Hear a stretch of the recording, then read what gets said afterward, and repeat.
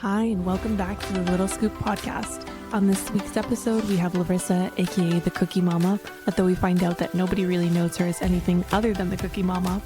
We also have her story about becoming an entrepreneur and how sometimes it's better to dive in head first without thinking. We also find out how she manages the business, motherhood, and taking some small moments for herself, as well as her experience moving into the county and the friends and community she's made. Let's dive into it.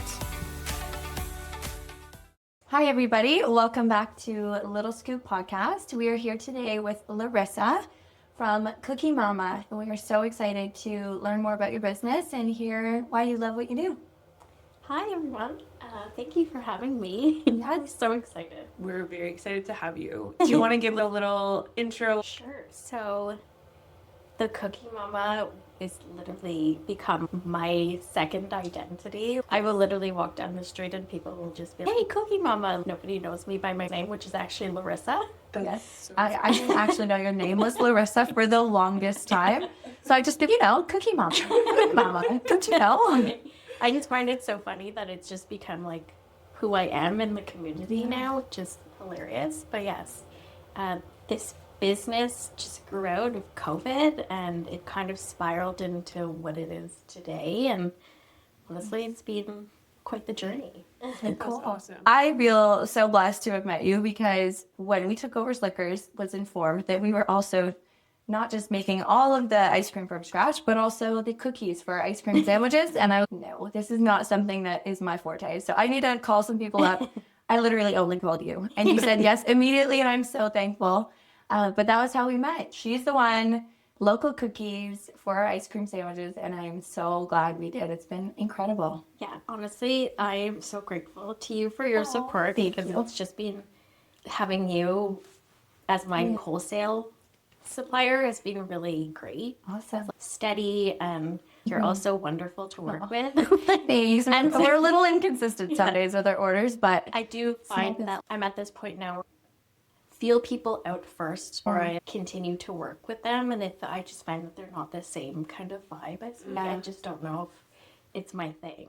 honestly, I totally get that, and I feel that is something that is kind of tough in a smaller community, just because I feel everybody knows everybody, and it's in our nature to want to say yes and help and take on the people, and sometimes it's not what's best for us or our business. And so good for you for being able to be confident in your decisions and being able to do that. I feel it's a huge milestone in a business that you actually get to be selective with. Like that's incredible. I think I learned that the hard way though. Yeah. I wanted to say yes to everybody and everything, and then sometimes it just didn't feel right. I just kept going with it, and then now I'm just, you know what? I can't say yes to everybody and to every business. Like, it will literally burn myself out. Yeah. Totally. Yeah. And it's not just your business, but you're also, I saw one of the reels where it's say hi to the baker, say hi to the delivery person, say hi to, you're literally doing everything. Plus you're a mom. Yeah. It's a lot. Yeah. And I also feel like I have to work with people that can represent my brand, which is what it's become at this point. We have very different stories of how we got into business, but for you created yours from the ground up. So that brand, you are your brand. Like, it's not like us where Slickers already existed and we came into it. You are your own brand. And that's so incredible. I love it. Can you tell us a little bit about that? Did you always want to do entrepreneurial stuff? What was your trajectory? I didn't. I was actually in school for life sciences at UT. That was my background. I was going in some sort of medical direction. And then I became a nutritionist after that and worked for a few years in private practice. And so my background was actually working at an eating disorder center in Toronto before we moved here. And then when we did, I took myself into private practice and did have my own kind of consultation business in that way. But I never thought that I would be in the cookie business. Like my passion in life was, at that point, was nutrition and making these meals and recipes that were vegan and gluten-free, and working with clients to make their lives easier and attaining some nutritional goals. Really cool. But then it was funny because with the eating disorder background, I would always tell people, you know what, like if you're having the craving for the cookie, just eat the damn cookie. And so I found it funny that, you know, I would tell people all that and then I became the cookie mama. I just found working with the nutrition clients was a lot. Like I didn't find enjoyment in it at the end of the day. Like it was just heavy. I felt I was almost more of a therapist than I was a nutritional consultant some days. And so it became a lot. And then baking always brought me so much joy. So then, we're here. I think I read that it was your mom who helped you who inspired you in the kitchen. Yeah. So I come from a generation of bakers, actually. So my grandma was a baker. She baked these beautiful cakes back when I was a kid. And my mom started baking as well at a young age. I think she was in her teens. I want to say 15, 16 when she started. But again, she had the little side hustle. So she worked a 9-to-5 job in insurance and then would come home at night and bake or do it on the weekends. And she would make these extravagant, beautiful cakes and cupcakes. And she still does it, but more for just family now. Yes. But that was my background and how I grew up, just watching my mom bake all the time. That's super cool that you had that exposure at an early age. I feel that's very inspiring. And also probably what contributed to some of the hustle that you have and the creation of the entrepreneurial spirit, like seeing your mom work weekends and do this on the side. Even if it's a passion project, it still takes a lot to do all of that.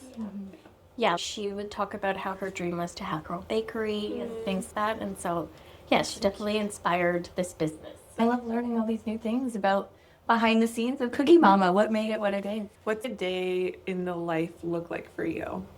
Oh gosh. Okay. It's very different each day because I juggle quite a bit of stuff. So before when I first started, actually, it was pretty chaotic and I would be baking almost every day except for weekends sometimes.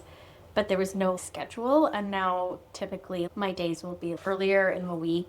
I will be making dough. My week actually starts off with prepping in my head what cookies I'm gonna make. And then it will be going to the grocery store or wherever, Costco, getting my ingredients and then sourcing all of that. And then I start with bake days. And so I make quite a bit of dough earlier in the week. And then later in the week, it's a process of actually baking. And then usually at the end of the week is when I plan to go do deliveries to all the suppliers or wholesale people and then the stores that I stock. Yeah, it takes so much planning and scheduling, and especially if your clients send their orders in really late and hey, is there any way you could get this to me by the weekend? Does that happen often? It does, but I've adapted so that I have the dough ready to go. That's so cool. And then it just worked out. How I do it is I have a month worth of a cookie menu. Right. So what used to happen was that I used to change my cookie menu weekly, and that just became excessive, and I would find that ingredients weren't being used, and then I'd have so much extra. And as we all know, chocolate is so expensive, and so I can't afford to just have things just sitting there not being used. And so the monthly menu really helps with that, and then me prepping so much in advance so that I can take last minute orders. Do you think that you have 2 daughters? Yes. Do you think that they're inspired in the kitchen from watching you? They are. They actually talk about wanting to start their own businesses as well. It's the cutest thing ever. I love it. They do love coming to the markets. They've come to a few and helped me. Yep. We know.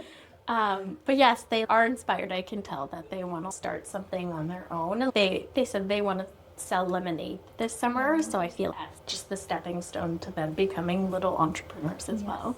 Yeah. That's really cute. We will come get it. Lemonade. 100%. Yeah, they actually do help me. They're getting to an age now where they can do little things. They don't help me with the baking, but stickering all the packages. The littlest one will get the labels out of the printer and bring them over, and then the older one will actually stick with them. I feel like that's such a good message too for your kids. Just start. It's even though it's scary, it's good to face those fears and just see what happens. And I think having a mom who's an entrepreneur and watching you do what you do is very inspiring. It's also very encouraging to other moms who are, well, anyone who is a business owner and has children in the vicinity, how you try to balance work and life. My youngest at the time when I first officially launched, she was 6 months old. So she was like still at the point where she was just laying on the mat and like not moving. And so I was able to get things done. But then as she like got older, she was busier and it was just a little bit more chaotic. But I don't know, I just managed to do it. She was a great sleeper, so I took advantage of like her nap times. And then after the kids would go to bed, that's when I would be on my computer creating my logo or like labels and all of that stuff. Everything happened during nap schedules and bedtime. Yes. I feel like, again, as a fellow mom and business owner, that it's like to a T how you got to do it. Yeah. Like, you just stay up a little later, pray that they nap well, get all the things done. I'm going to jump to, who do you think is your biggest fan? I mean, obviously my kids. They're like always being like, you make the best cookies. Aww. Like, your cookies are the best. So it's a big supporter. Obviously my partner as well. And then my mom. Oh, Yeah. I would say my mom is probably like number one That's up so there. What brought you to Prince Edward County, and did you grow up here or did you move here? No, so I like was born and raised in the Toronto area, like north of Toronto. And then my partner, that like, when did we move here? We moved here maybe 8 years ago, but he was born in Belleville. Okay. Didn't grow up in Belleville. They moved away like at a very young age, but then his like aunts, uncles, cousins, and then his dad all lived within Belleville or the county. Okay. So then we would come to visit, especially during the summertime, and just fell in love with it. And at the time we were looking for a house, and nothing in Toronto was great. Everything at the time was so expensive, and you got literally like the smallest backyard. And at the time we were about to buy or get a dog. Yes. And we just didn't think like condo life was great for our dog that we wanted. And then we just decided, we were like, you know what, let's move to the county. It took us 2 weekends, and like God bless this realtor that took us to, I think, like 20 to 40 houses each weekend. Oh my goodness. And we just fell in love with one house. And Is it the house you're in? yeah, and it's just, that's where life has taken us. Yeah. It was quite an adjustment for me to move here. Just not having like my close circle of like family and friends. Obviously I had my in-laws, and so that was helpful, but it just was a huge transition. And so we kind of went back and forth between Toronto and here for quite some time until COVID hit, and then we were here full time. And then, yeah, we've just like become part of the community and like really enjoy it now. So my oldest, when she turned 1, it was actually when the world shut down. Okay. And so it was her, like, we had her first birthday party in March, and then the next day, like, everyone was mandated to stay home. Wow. Yeah, I remember. Yeah. Wasn't it March break? It was. It I was was, in Mexico without my children and husband. Yeah. I remember it vividly. Yeah. Is that the worst? Stranded on vacation. Yeah. And then after that, we've just been here, like, fully, and yeah, it's been wonderful. I find that this business helped me to create friendship. Yes. I made a lot of friends just like doing markets and stuff. Like we're all So local community. yeah, But small business minded, and we Yes. all like get each other and vent to each other about certain things that other people just don't understand. something I was curious about, I know we chatted that you started the business with big, like very young children, but who was your first real order? I'm so curious. Who was like, cause making cookies is fun, but how do you decide to be like, I'm gonna sell them now? And who was it? I think I want to say her name was Caitlin. I'm pretty positive it was Caitlin who was my first order. But I just, like, backtracking a little bit to that, the first cookie that I made was actually a mini egg cookie. Okay, that's what I thought. Yeah. So I had made that during COVID for my partner's like birthday celebration. Obviously, it was just the four of us, and other friends and family had seen it, and they were, "You need to start selling this." And then it kind of just became a thing, and I was like, "Okay, I'm gonna do it." I mean, I didn't really think or process anything of it, and I'm just gonna do it, and I did it. And then I put it out on Instagram, and I started getting a few followers, and then put it out there that, like, I was taking orders, and It's a big step. I feel like the whole thing is sometimes to just, like, not think about it. Like, I had no, I don't know. Yeah. Like you almost don't have, like, you don't even know what to expect. So there's no, like, fear there. You're just like, okay. Yeah, Like, there were no expectations. No expectations, There was yes. nothing. I was like, I'm just gonna do it. Totally. I'll come back to the idea of community that you mentioned. I feel like that's a good one to touch on. But I also just wanted to ask, you said your alter ego is the Cookie Mama. It's like a Sasha Fierce mentality, like a Beyonce Sasha Fierce differentiation. Are there times when you're at home and you're like trying to decompress and you're like, I just don't even want to deal with this right now? Like, how do you manage kind of straddling both worlds, being like a business owner and a mom working from home too? Oh, that's really hard. Yeah. Very I find that I've learned throughout the years to, like, take the breaks and not feel guilty about it. I do have a hard time, like, putting my phone down, and sometimes even just like the scrolling of it. But my partner will be like, "Oh, like, you're on your phone a lot." I was like, "Oh, I'm working." Yeah. He's like, "You're not working, you're scrolling." I was like, "Yeah, I'm coming up Content with idea. Yeah, Yeah. I'm coming up with ideas, and I'm like Yeah. listening to what's trending in terms of music and stuff." And so I find still to this day I have a hard time, like, separating both, and especially with the cookies being in my own personal space, I find a lot of anxiety comes into it, where I'm just like, the house is so chaotic, especially with Valentine's Day, Easter, Mother's Day. Like, it just, Oof, this must be a few couple months. whammy. Yeah. yeah. Oh, man. So then I'm learning. It's still a learning process for me to, like, learn how to just, like, be Larissa or be mom or be partner versus just be the Cookie Mama. Right. It's definitely a tough one to balance, but I feel like you're doing a really good job at it. I know you probably don't get to hear that very often, but I feel like it is very encouraging. Just even when you post behind the scenes of the girls being there or your partner being there, it's like, it makes it so real. And for those of us that are in it, it's so comforting, and, like, just nice to know that we're all going through it. Yeah. So you're doing a great job. Thank you. Tell us some more about you. Like, what are your hobbies? If you aren't baking cookies or spending time with your family, Okay. what do you do? I guess I'm always at Pilates. That's fair. I love it. Yeah.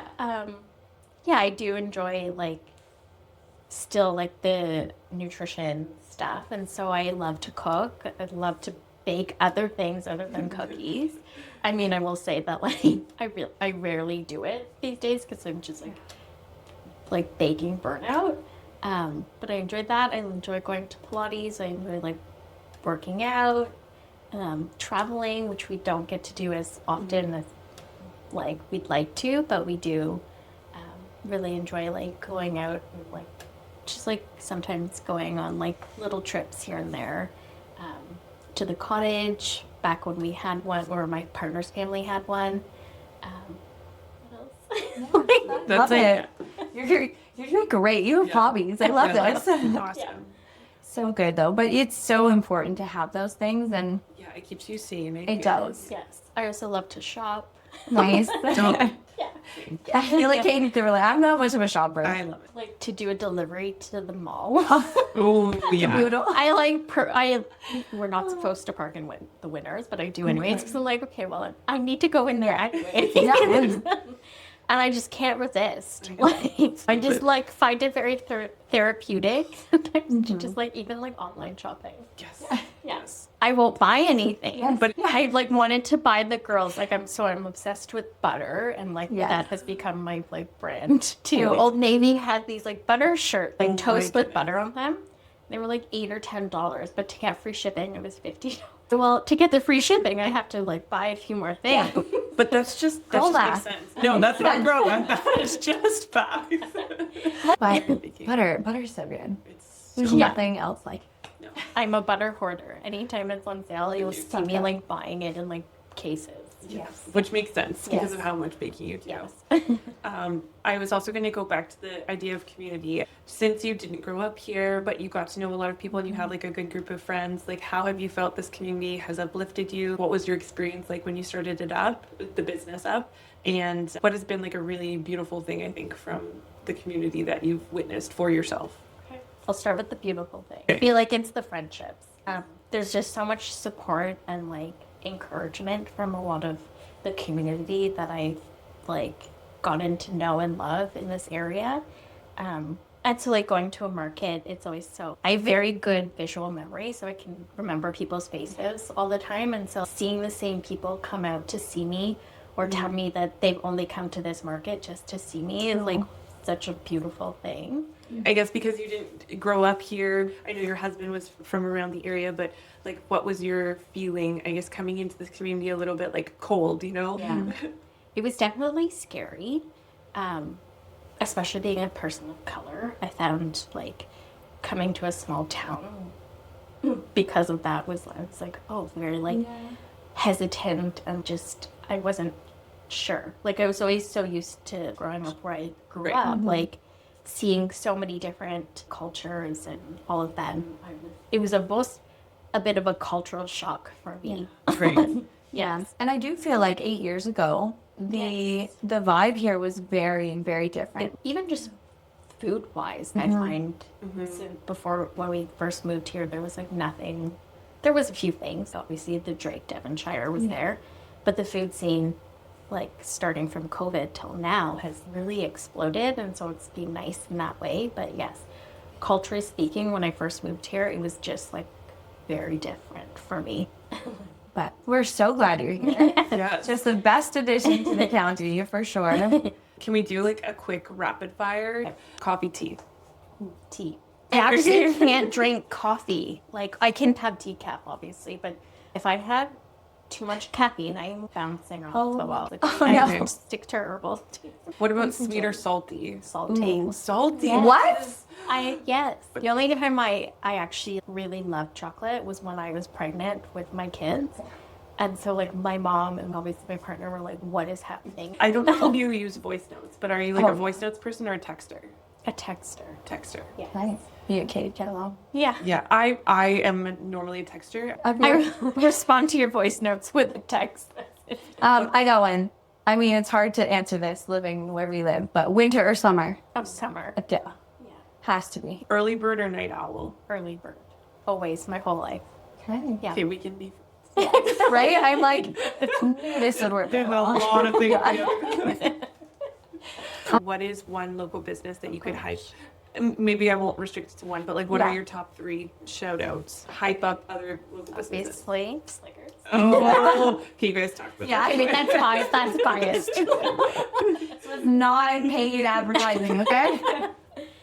My friend Joy, who owns Create Essentials, she makes these like natural beauty products. But then it was funny because I had just messaged her and I was going back through my old Instagram post, and like before I had even met her, I could see her comments, and she was just always so supportive. And then when she started her business, I think our friendship took on like to an even bigger level, and she's just she's the person that I like vent to a lot. Another one is my friend Kenzie of Dello & Co. I'm wearing her earrings. Oh. Okay, we need to talk. Yeah. I need some cute jewelry. She's another one too that like I think I met her at a market, and then we kind of just like created a friendship from it, and so we do a lot of our markets together as well. Just like my booth buddy. When you go to markets, typically, how long does it take you before you sell it? Oh, that's a good question. Sometimes they don't. Sterling, the holiday market in Sterling, seems to be the one that like I do really well at. It's really hard to sometimes gauge like how many cookies to make for a market, and then things like weather as well take like a big hit depending if there's like a snowstorm or if it's raining or something.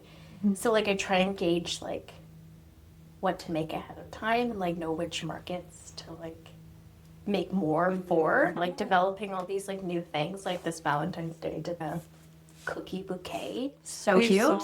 Yeah. So it's just like constantly coming up with like new ideas to keep the cookies different and fresh and like it just so that it's not always the same stuff. What, as an example, like a hard day that has happened to you, what do you do to like uplift yourself after that? Usually going like or exercising is like one thing that I really find has really helped my mental health and like just like staying focused and like all of the stuff that you need to like calm anxiety. I do find though sometimes if I'm just like walking, I do like a multitask and I'm like working while I'm walking and like, okay, well this is counterproductive. Yeah. I find going to Pilates has really helped me in terms of like just relaxing and like taking that like 50 minutes to myself. Yeah. Wow. You were amazing. So good. Like you're so lovely, so bubbly. Like you're just I'm so grateful that I got to meet you. Oh, I'm so And grateful. I want to like I'm like we're going to be friends. We're gonna It's very inspiring. I think a lot of people will be inspired by your story. hope so. Thank you. Thanks so much. Thank you, Larissa. Bye.